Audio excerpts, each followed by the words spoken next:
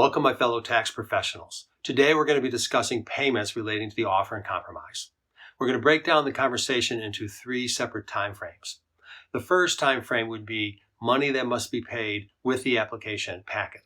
That would include both the application fee and any down payment.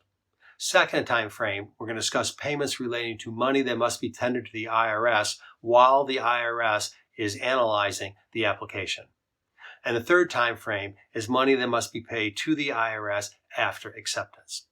I hope you enjoy the course. Let's start by discussing the application fee that is submitted with the offer and compromise application packet. Generally, a taxpayer must submit a $186 application fee along with Form 656 and related documentation when the offer is based on doubt as to collectability. The application fee is waived for taxpayers who qualify for low-income certification. Similarly, no fee is required for offers based on doubt as to liability. The IRS retains the application fee regardless of result, so advise your clients that the IRS will not refund the application fee if the application is rejected. The application fee cannot be designated as a deposit. Otherwise, the IRS can deem the application unprocessable. An offer deemed unprocessable is returned to the taxpayer and the application will not be processed. Now let's discuss issues related to the tax down payment tendered with the offer and compromise application and future tax payments. First, we'll explore the lump sum payment offer payment.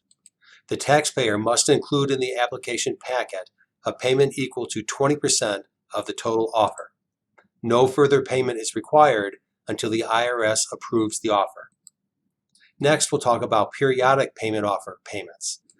The taxpayer must include in the application packet an initial payment. The amount of the initial payment is within the taxpayer's discretion. However, the taxpayer must avoid tendering a bad faith initial payment. For example, a down payment of $20 could be deemed bad faith by the IRS to compromise a $100,000 tax liability. Unlike the lump sum payment offer payment made only with the application, the periodic payment offer payment must be made with the application, plus additional payments must be made each month while the IRS investigates the offer. A taxpayer's payments will be applied against the tax debt.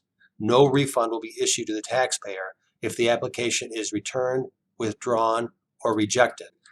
Like the application fee waiver, a low-income taxpayer's obligation to pay is also waived for lump sum payment offer payments and periodic payment offer payments. Now let's talk about a taxpayer's ability to designate certain payments. Taxpayers are prohibited from designating the down payment as a deposit instead of a payment. A taxpayer cannot designate the payment as a deposit in the hope that the payment will be returned if the offer is ultimately rejected. The IRS won't play that game. Instead, the offer will be returned and the file closed. Plus, the taxpayer would be denied any appellate rights. However, a taxpayer is granted the option of designating the down payment in event of rejection. Taxpayers should consider designating each payment to a specific tax year and tax debt in the event of a rejection.